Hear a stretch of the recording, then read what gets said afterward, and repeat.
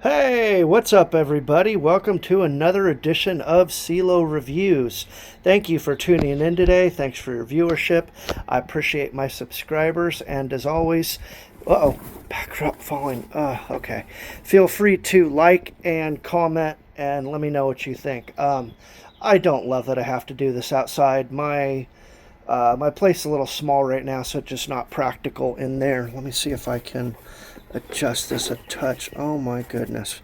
Okay, so I wanted to do this for my records. I wanted to, and for anybody else who's curious to see, I just wanted to show my MPM, an oversized collection. I just did my cars last week. I'm going to do the trucks today. Next week I'll do the military vehicles and maybe one other, maybe the World War II figures again.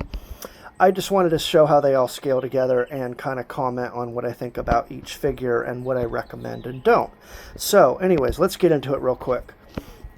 This is the LS03F, the Black Mamba Optimus Prime. I believe this one is supposed to be a little darker, a little bit battle damaged. I do like that look because all my other ones are so clean. This, of course, is the... Let's see if this is a better angle. Man, it's so chrome. The Boku BK02D, the chrome version of the Dark of the Moon trailer. I love this thing. It is beautiful. It is huge in length and very heavy duty. Very rare. Highly recommend if you can track one down. It fits great with the LS03 and the Black Mamba figures. I'm sorry, the Black Apple. So, saying that much, this is the Black Apple Optimus Prime first edition. Beautiful figure, one of my favorites in my collection. This is Unique Toys Challenger. This is the Destroyer version, the purple one. I opted for that as it was unique because I have a bunch of other red Optimus Primes. This is the Black Apple designed oversized studio series of the Evasion mode Optimus Prime, but this thing deserves credit for being a whole figure of its own. It's nothing like the studio series. It is a spectacular masterpiece, and I absolutely love that battle damage. By far my number one figure in my collection, and that's tough because I got a lot of top figures. This guy, number one. Okay, right here we have the I think it's the Wei Zhang or the Black Mamba, I don't know which, oversized TLK Hound. This is the Black Apple design Age of Extinction Hound, so this is an oversized of the original figure, but again, extremely more involved and more in depth. Very unique. Nothing like it. Let's go back here. This is the Black Mamba Ironhide. I think it's the biggest, the widest, and yeah, it looks good. I really like it. It's a good quality figure. This is the Black Apple. They call it the Black Apple. It is not a Black Apple design. Having owned all of his Bayverse figures, I can assure you this is not his work. This figure is hot trash. I call it an alien attack figure, because the plastic is super soft. The transformation is an absolute nightmare. It barely stays together, and I absolutely do not like this thing. However, I appreciate that I own it. I'm going to hang on to it, and I have 3 different Ironhides, and I try to use different figures for each movie so they're not replicas if possible. So this is the MPM Ironhide, and I just do not like any of the Ironhide figures as far as transformation goes. All the transformations are a nightmare. The MPM one is a great quality figure. I gotta give it to Hasbro. They really knocked it out of the park with this early release. Very impressed. This is the oversized T11 Ratchet, I think it is.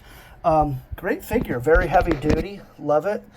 This is the JH01L, the KO of the MPM with better coloration, and this one comes with the green for the Dark of the Moon. I have 2 additional MPM ratchets in yellow. Actually, no, both KOs, because the MPM was so color poor that I had to get the KOs. I do like the Ratchets. Very good figure. Simplistic to transform. I mean, complex, but doable. They don't fight you. I appreciate that. This is, I forget his name. He was in the first movie. Michaela drove him. Long Arm, I think it goes by. This is the twins, Skids and Mudflap. This is my kids' old figure. They put their stickers on it. I love it. This is Brawn, and I think this is Landmine. These are the vehicles that Sector 7 used in all the military fights. And this is a little Dr. Wu Little Monster Wheelie. I do love this figure. It's cute. It's a mini masterpiece. It's a complex little transformation figure, and it looks great in both modes. Very impressed. So, moving on to Decepticons, we have, of course, Unique Toys Desperado Megatron, another probably top 2 in my collection. This thing is spectacular.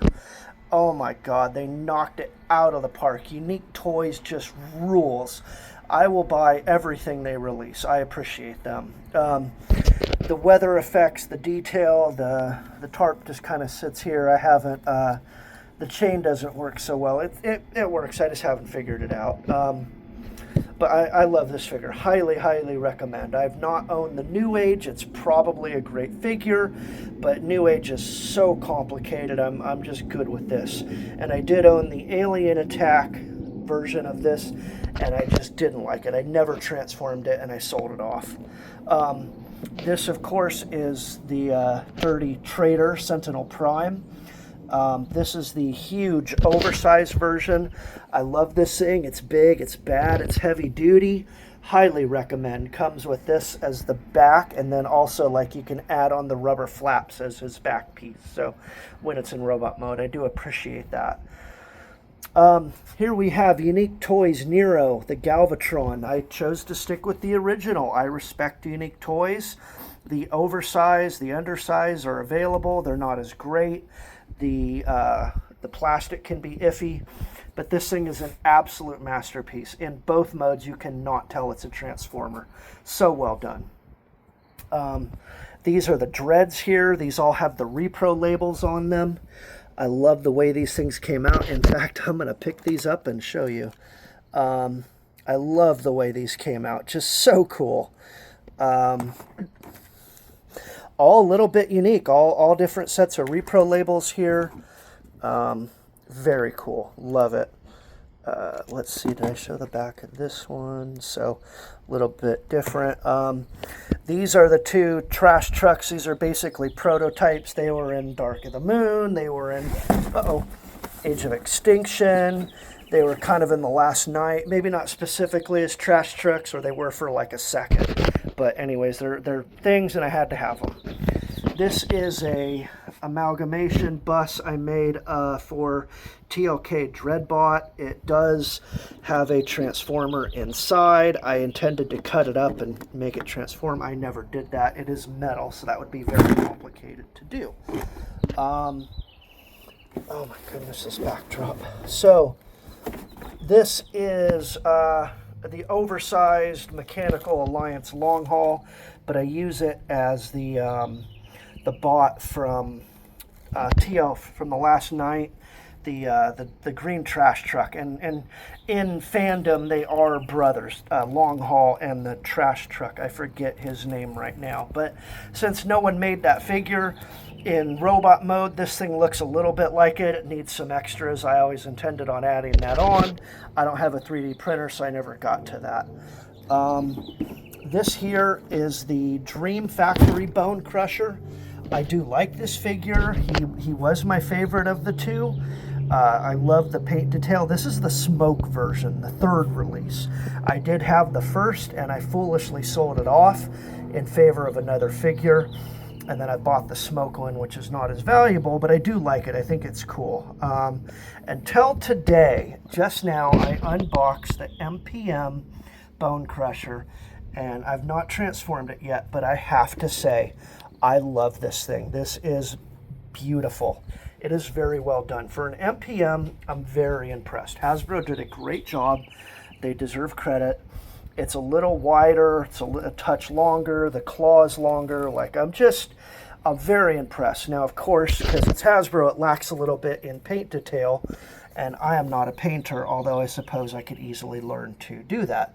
So anyways, I think this concludes all of my Transformer trucks. Thank you very much for tuning in. I appreciate you. See you on the next review.